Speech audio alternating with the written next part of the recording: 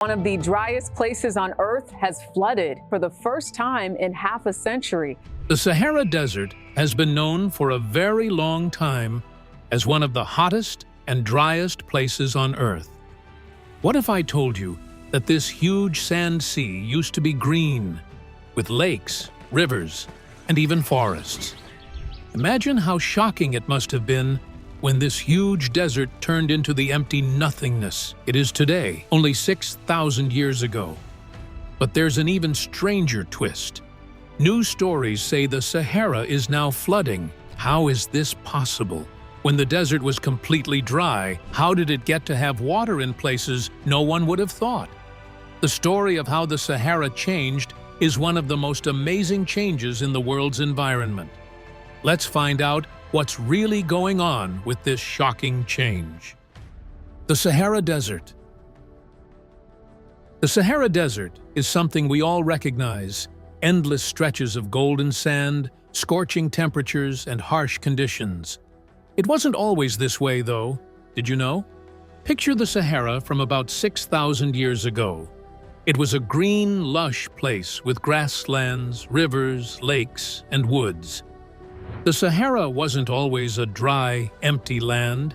It used to be a prosperous land where people lived in the past. It might be tough to believe, but it's true.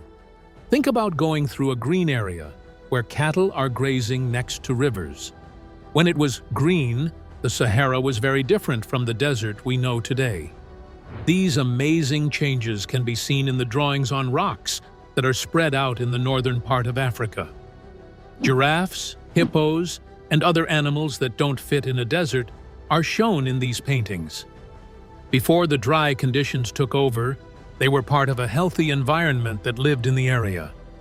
It's even more interesting to learn about the geology behind this change. Deep-sea silt cores found by scientists are strong proof that the Sahara used to be wetter. It is clear from these cores dug up from the ocean floor that there was a lot less dust in the air during the green Sahara time. Because there was so much more water in the air, lakes and rivers could form. Some were so big with fresh water that they could fit all of North America's Great Lakes inside them. Northern Africa wasn't the empty land we think of today during this time. It was a lush, alive place. After that, everything changed. The temperature changed around 6,000 years ago, and the Sahara, which used to be very fertile, began to dry out. Planet Earth's natural rhythms, especially its axial tilt, are mainly to blame for this huge change. The tilt of the Earth isn't always the same. It changes over time, causing big changes in how much energy different parts of the planet get. As the northern hemisphere got more sunshine, the temperature began to rise. As the temperature rose, the area's water started to disappear. It rained less, and the land that had been lush with plants dried out. It took thousands of years for this change to happen slowly. But soon, the Sahara went from being a green, alive place to the huge, dry desert we know today. The Sahara changed because of this natural change in the Earth's tilt and how it affected the temperature. As the area got drier, the lush plants started to die off. The grasses and woods that used to cover the land were replaced by sand and rocks. The Sahara turned into a desert because it didn't get enough rain to keep the plants alive. Even though it took a long time, the desert we see today was formed. But the change in the tilt of the Earth wasn't the only thing that made this happen. It also had something to do with the Earth's climate patterns. Because of changes in Earth's climate, the area got drier and drier until the Sahara's green time ended. What if I told you that this process is still going on? Yes, that is true. The Sahara used to be green, and now scientists are seeing signs that it might be coming back to life in ways no one expected. There have already been big changes in the Sahara, but the story is far from over. In fact, the Sahara used to change into a desert, and now there are signs that it is changing into something unexpected. The Sahara Desert is more than just sand and dust right now. The weather in this land has changed in unthinkable ways, but it still has secrets hidden below the surface. There's more to the Sahara than meets the eye, even though we think of it as a place that is always hot and dry. After being a dry desert for thousands of years, the Sahara is now showing signs of rain, which hasn't happened in thousands of years. And this change is truly amazing. Besides that, the changes we see now could help us learn more about not only the Sahara, but also other desert environments around the world. Even though we know how it went from green to dry, what's going on right now is the real adventure. Could the Sahara change once more? Why does this change matter? And what is causing it? The answer is buried deep in the Saharan sandhills. Wait until you hear what's happening now. It might make you rethink everything you thought you knew about this amazing desert. From climate change to people changing it, the future of the Sahara might surprise you. Stay with us as we talk about how this huge desert is changing right in front of our eyes and how it might soon look very different. What lies beneath the Sahara? The Sahara Desert looks like a never-ending sea of sand, but there is a lot more to it than meets the eye. Think about this. There are only about 25% sand mounds in the Sahara. The rest of the land is made up of gravel fields, salt flats, plateaus, and cracked clay. These are all parts of this huge desert, just like the famous sand dunes. There is a world below the surface that is just waiting to be found. Imagine that you are in the Sahara, with nothing but golden sand around you. But there's a different story going on just a few feet below you. For a very long time, the Sahara was not the empty desert it is now. The earth below holds on to the marks of a world that was much wetter and greener. Imagine walking through old history, with fossilized tree trunks in the sand that show how this land used to be covered in forests. It gets worse after that. Shark teeth, which are fossils of marine life from millions of years ago, have been found in the Moroccan desert. This suggests that the area used to be part of a large inland sea. But that's not all there is to it. The Sahara holds the stories of people who lived a long time ago. Tim Gad is one of the Roman bases that is buried in the desert. It was left empty more than 1,000 years ago. Archaeologists found clay pots, coins, and even busts of Cleopatra when they first started digging here. This shows that the desert, which is now thought of as a barren area, used to be full of life and trade. It's amazing to think that these ancient people lived and thrived right where the endless sand dunes are now. They went about their daily lives without realizing that people would one day dig up their stories from deep in the ground and read them. Even stranger are the skeletons that have been buried in the Sahara. Shark teeth aren't the only things from the sea that are buried in the sand.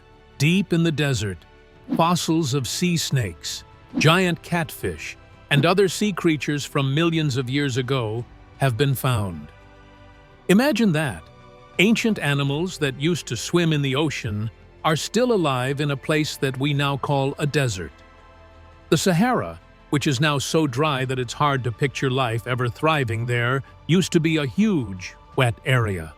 Scientists have put together this amazing story of change, which shows that the desert used to be a nursery for sea life before time, and climate change turned it into the desert we know today. So why does this matter so much? It's not just about artifacts or skeletons. Since these findings, we know that the Sahara has a lot more to offer than we thought. This desert used to be home to a whole other world, with towns and seas that were underwater. Scientists are still finding out more about how the Sahara is changing. It's a mystery that makes us question everything we thought we knew about this area. Just when we think we understand the whole story, things get even more interesting. Think about a desert that used to be wet but is now growing much faster. It's not just the Sahara that needs our attention. Changes in the environment that happen around the world might be linked to the growth of this old desert. The answer is just around the corner. What if the Sahara's quick changes and fast growth aren't just a natural cycle? Is there something much bigger going on here that might change the way we always think about deserts? Today, let's look at what's going on in the Sahara and why scientists are raising the alarm. From green oasis to arid desert. Over many years, the Sahara has changed a great deal. There used to be fields, rivers, and lakes on the land that is now a sea of sand dunes that never ends. But how did this change happen? It took place over time. There wasn't sand all over the Sahara overnight. Over time, the land slowly dried out. The wind took over as the trees slowly died. The wind blew away the fine dirt that held everything together. Since there were no plant roots to hold the ground together, the sand began to move around. Change took a long time to happen. One interesting thing about the Sahara is that it's not all made up of sand. In fact, those famous dunes are only found in a small part of the desert. There are gravel areas, salt flats, and even plateaus in the rest. Even though they're not as well known as the sand dunes, these traits are what the desert is really made of. Desertification is the process of making once fertile land into a desert. It didn't happen naturally. People sped it up. When you think of the Sahara, you might picture a place that has never been touched by people. In reality, though, people have been a big part of the desert's growth. People have worked the land, let their animals graze on it too much, and cut down trees for fuel and building materials over the years. These acts made the soil weaker and cut down on plants that helped keep the soil moist. The desert grew faster than ever because there were no trees to hold the ground together. Along with that, there was another problem. The Sahara only gets about 3 inches of rain a year on average. Thus, nature did its part to dry out the area, but people's actions made it worse. It is called desertification, when land that used to be good for growing crops dries out. And it's not just the Sahara's fault. Desertification is also happening in other parts of the world, such as the Sahel region, which is just south of the Sahara. Overgrazing, cutting down trees, and even urbanization, when towns grow into rural areas, have all turned land that used to be useful into wastelands that can't grow anything. The Sahara is getting bigger because of how quickly it is becoming a desert. Every 100 years, the desert grows by about 10%. Scientists are still trying to figure out how to end the fight that has been going on for hundreds of years. The problem of drought is real and needs to be fixed right away. It's also not happening slowly anymore. Millions of people live in places that could become desert because of it. Even scarier is the fact that this problem is getting worse as the climate changes and more extreme weather events happen. Desertification doesn't just dry up land, it also affects the ways that people who grow, graze animals, or do other activities on land make a living. As the Sahara moves south, it forces people into areas that are harder to live in and threatens their way of life. There is still hope, though. Even though the Sahara has been slowly growing, there are plans to stop it from turning into a desert and bring the land back to life. The goal is to stop the desert from growing even bigger.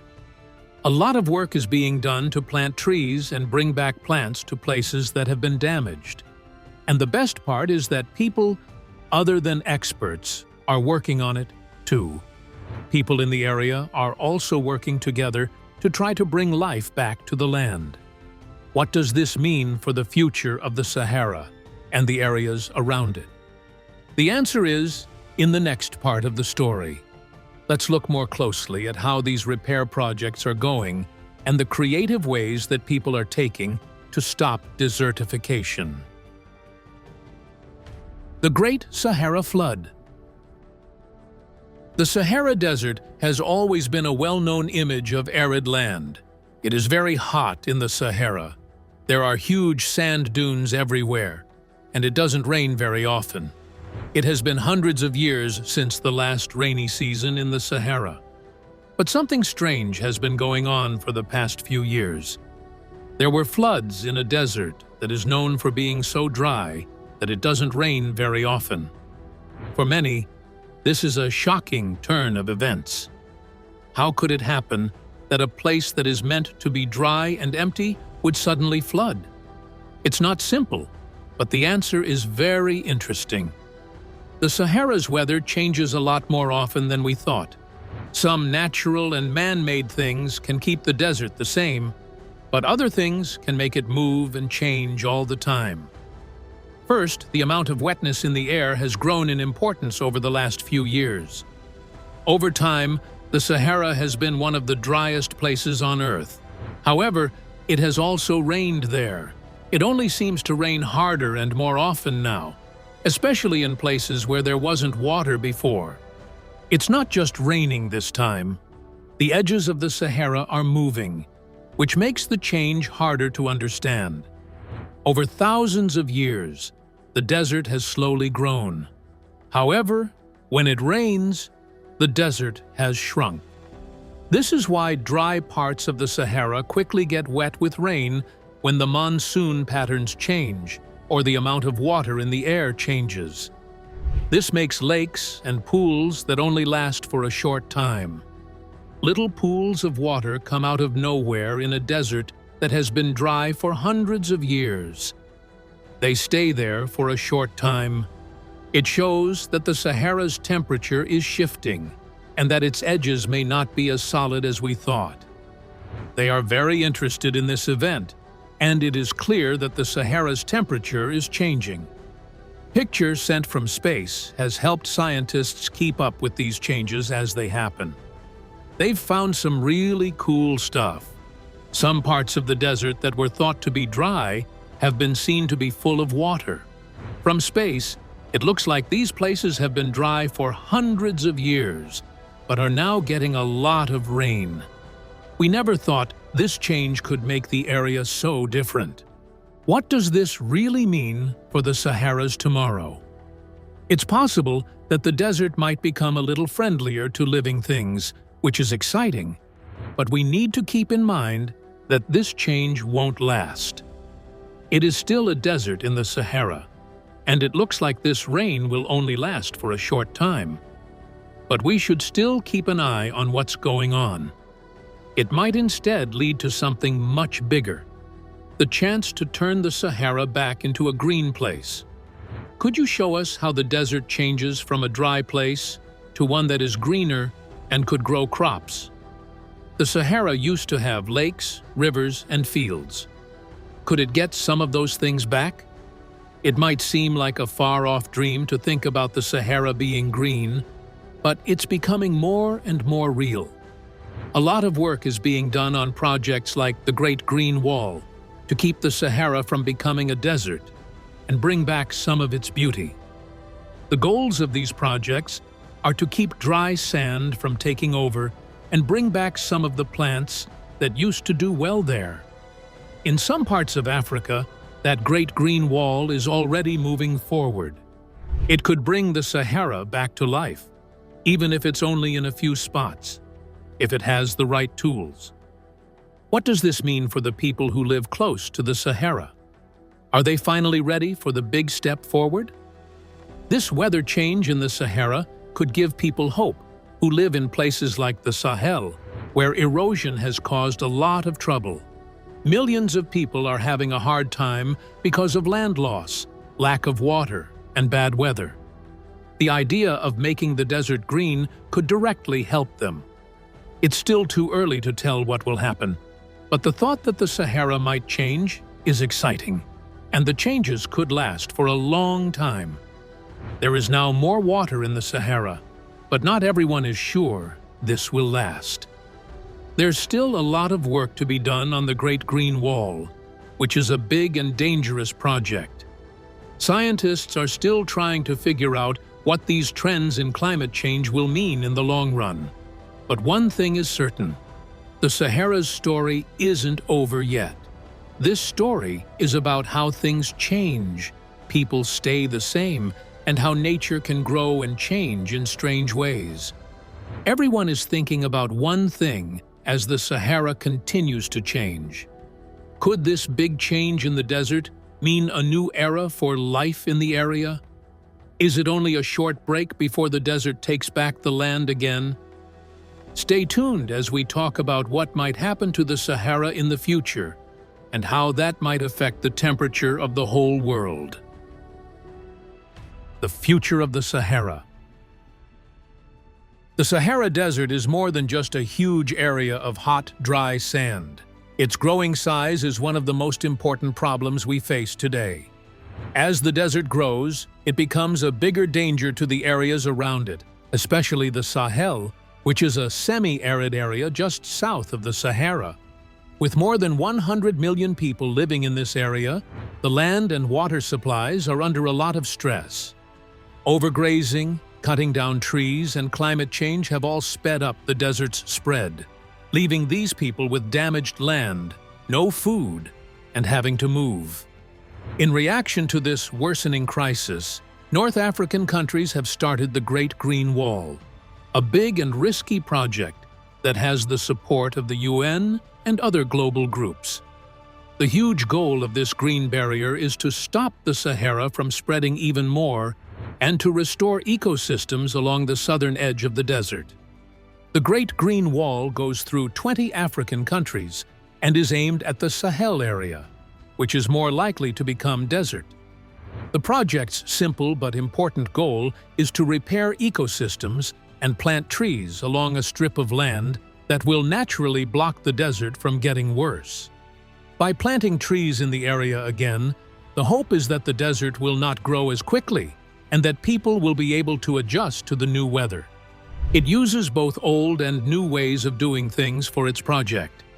Building half-moons, which are water-retaining basins meant to catch and hold rain, is one way to do this. This gives plants a much-needed chance to grow and live in the harsh Sahel conditions. This method has been used for hundreds of years in some parts of Africa. As part of the restoration effort, it is now being used on a bigger scale. Along with these ancient methods, scientists are working with the locals to plant sorghum and millet, two native plants that can survive in dry conditions. These hardy crops are important for local farming and for bringing back the variety of plants and animals that the area used to have. The project for the Great Green Wall has had good success so far. It has already been possible to restore tens of thousands of hectares, and people are starting to see the results of this work. Farmers in the area now have access to better land and more stable water sources. Wildlife can also find safety in the restored areas. Also, the project has given local communities more power by creating jobs, and it gives hope to the millions of people who depend on the land for their survival. But even though the Great Green Wall gives us hope, we should keep in mind that the Sahara will not be fully green again for a long time. Scientists think that the Sahara could return to a more fertile state someday, just like it did thousands of years ago, because of the natural cycles of Earth's axial tilt and changes in the amount of water in the air. Whether this will happen soon, though, is a whole different story. Fighting desertification is an ongoing process that includes more than just planting trees. It's also about making sure that the land will be able to last for a long time. As we've seen, the Sahara Desert went from being a lush, green paradise to the huge, dry desert we know today. This is a story of the power of nature and the effect of people. The Sahara has secrets hidden beneath its sands, from the time when past civilizations thrived there to the present day, when people are trying to stop it from becoming a desert. There is hope for the future, whether it comes from natural trends or clever people. The Great Green Wall and other projects are part of the fight to bring back what was lost. Who knows? Maybe one day the Sahara will be green again. The fight against erosion is very hard, but the progress made shows how important it is to work together, be creative, and be strong. But only time will tell if the sands of the Sahara will once again turn into farmland. What is certain, though, is that this story is still going on, and everyone is watching.